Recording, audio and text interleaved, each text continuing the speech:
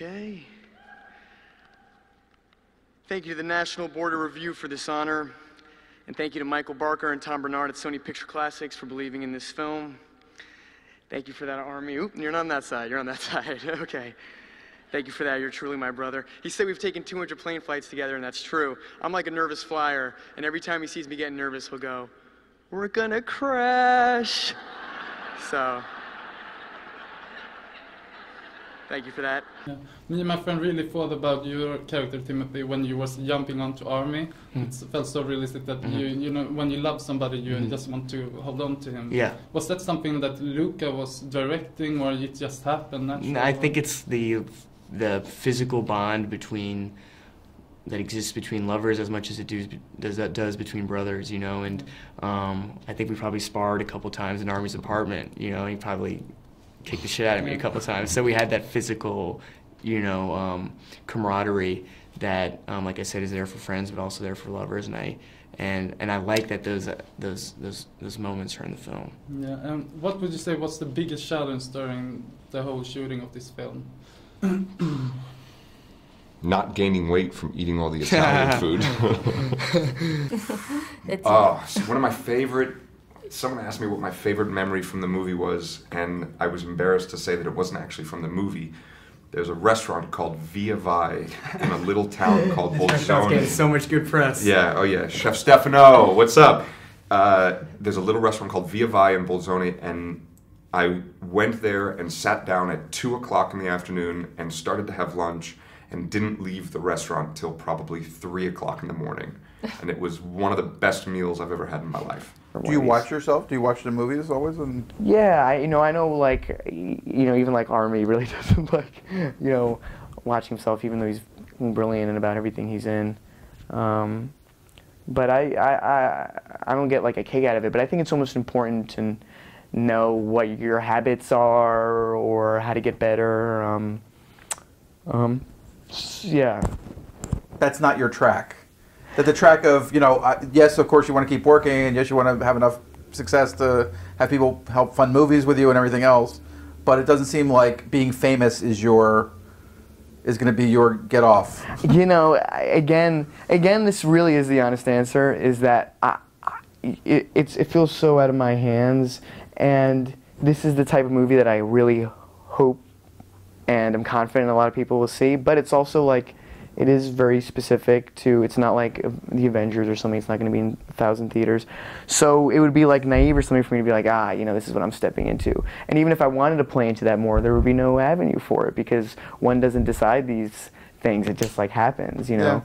Yeah. And Armie would be the first one, he's given me many a talk about that. I mean, that's why he had an aversion to studio filmmaking at one point and wanted to go into more independent cinema, because he felt like he was being, with great financial support by way of commercialism or advertising, whatever, being put on a pedestal to be like the next golden boy, and he just felt like hollowed by it to some extent. My parents have been proud, you know. I got really lucky with my parents. You know, I've gotten to work with other actors, or even my discussions with Armie and the way his parents thought of his acting or his decision to pursue an acting career. That's not been my experience, and I'm really lucky in that regard.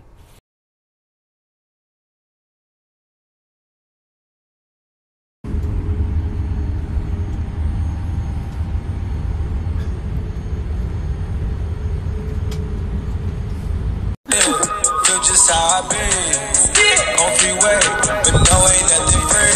Straight up, been lost, been lanes, been busting bills, but still change. Chains filed on the mantle. All the dogs, low creep right behind me in the phantom. Never go, dip on the set, stay Santana.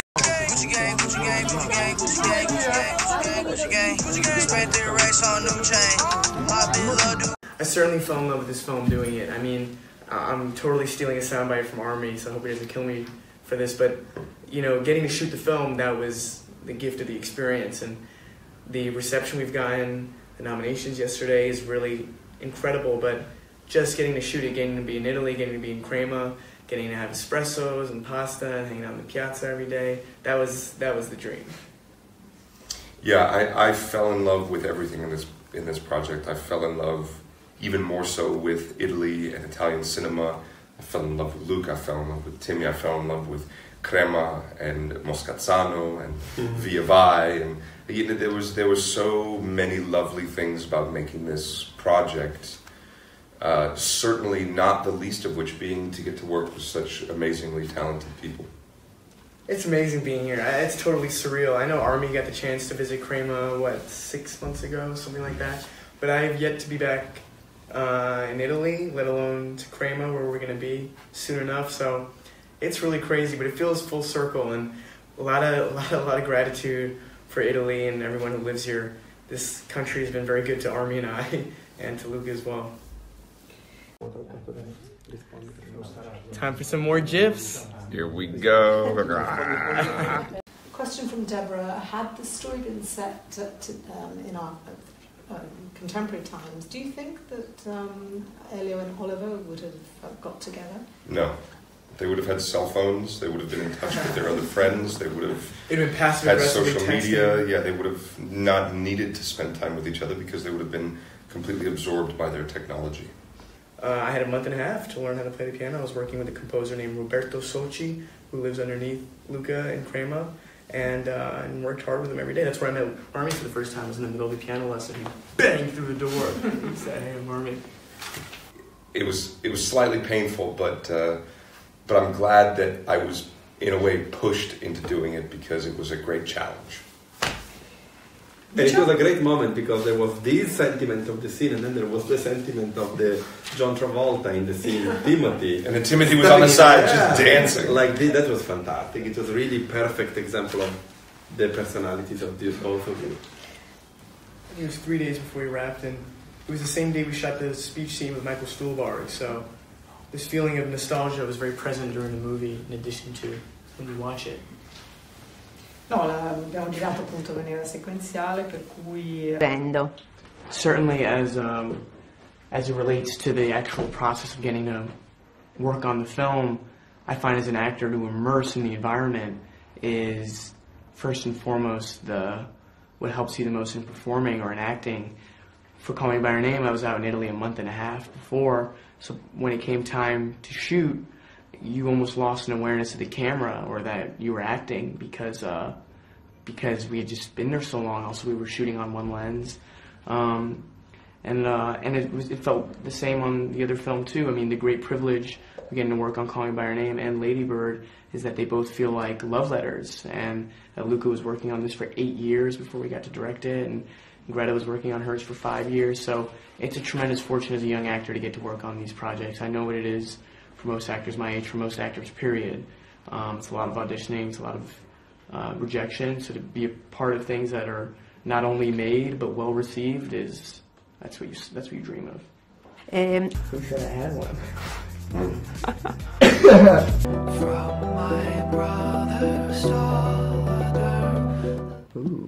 La Talente by Jean Vigo and Voyage to Italy by Rossellini.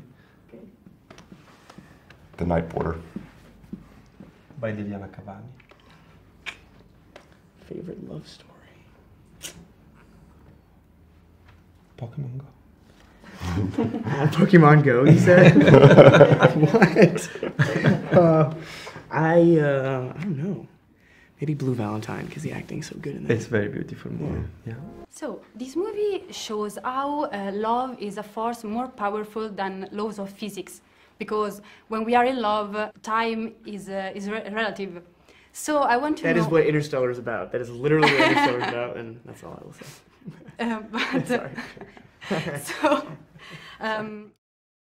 And to go back to what you said about making love to the grass, I tried once while we were on set, and it just made me itchy. How is dancing without music?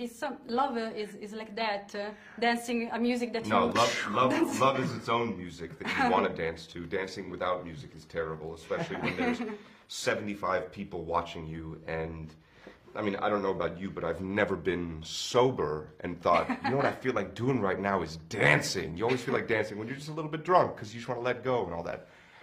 So it was being sober, having no music, and being stared at by a large group of people. So the dancing in and of itself was hellacious. But also the most important part about that scene was trying to show someone who is just totally lost and giving in to a moment in a way that a lot of people fail to do. So the challenge of not having music, not having, you know, any sort of encouragement from intoxication or anything like that was just a bigger acting challenge.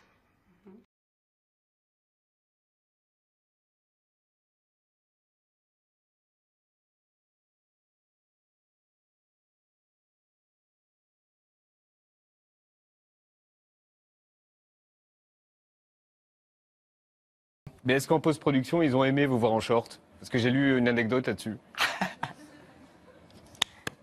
C'est bien pour moi parce que je comprends ce qu'il dit. Après, j'attends. Go get it, man. Est-ce qu'il connaît l'anecdote? Ils ont aimé en post-production que vous ayez un short très court? Oui, alors effectivement, les shorts étaient très courts. C'est tout ce que je dirais d'ailleurs. Je vais m'arrêter là. On peut parler de ça, c'est vrai? Ben oui. Ok, parce qu'en fait, je peux dire ce mot. Mais oui, tout. On est à la télé française, on peut tout dire. Ah, oui, on peut dire couille, on peut dire couille aussi, on peut dire fuck, on peut dire couille, on peut tout dire. Yeah, man. Voilà, vous pouvez dire. Ça. We were kicked off American TV for that. On va se faire virer, on se fait virer aux États-Unis. En fait, les shorts, ils étaient tellement courts que les testicules d'Armie sortaient tout le temps. Alors, dans le edit, il a fallu les enlever. Au montage, ils ont effacé. Au montage, ils ont effacé, mais je dois dire. Ok, je crois qu'on peut s'arrêter là. Ils ont effacé numériquement. Voilà. Vous êtes tout rouge. Je dois dire que je m'attendais pas forcément à parler de mes couilles aujourd'hui. Bienvenue à la télé française. Yeah, one in France, man. One in France. Non, il n'y a aucun problème, ça me va. Alors, quand Timothée reçoit un prix, il pense à votre femme. And a special thanks to Armie's wife, Elizabeth Chambers, who let me crawl all over her husband for 2 months. So, thank you for that.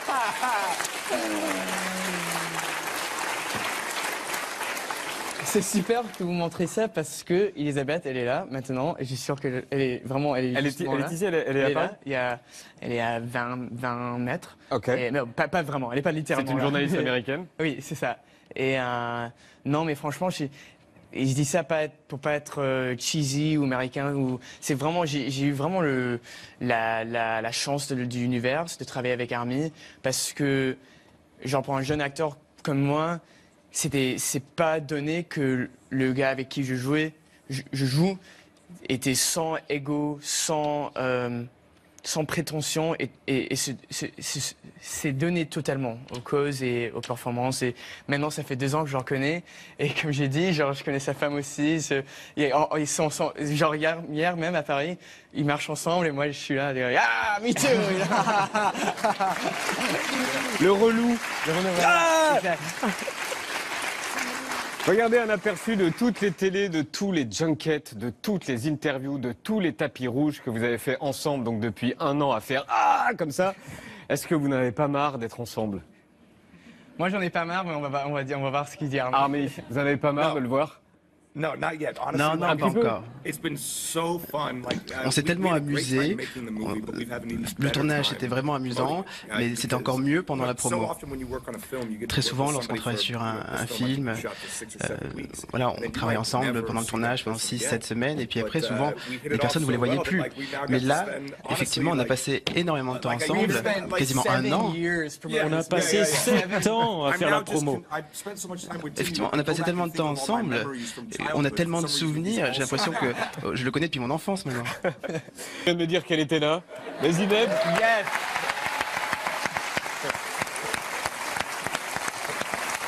J'ai le droit? Je peux aller là? Ah oui, allez-y, oui, bien sûr. Yeah.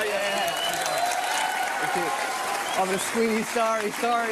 Give me a hug, man. Get in there. Yeah, we get there too, yeah.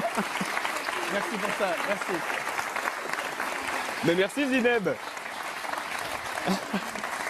Je savais pas que vous étiez là, on vient de me le dire. Donc, il y a 2 couvertures de magazines que je voulais vous montrer. Celle de GQ avec Timothée. Voilà, c'est A Star is Born, une star est née. Et donc on parle de Timothée. Okay. Mais en même temps, voici celle du Hollywood Reporter avec Armie. Et vous serez dans quel état, on peut savoir? Dans quel état, pardon? Dans quel état vous allez être quand le soir des Oscars? Oh, le soir, Oui. ok. Si je suis nerveux maintenant... Drunk. Yeah, drunk, you said? Bourré, Yeah. probablement. Bourré, non. Non, mais j'espère que non, parce que ça serait... Ma mère ne serait pas contente. Ça va être mon date, je crois. On verra. On verra, maman.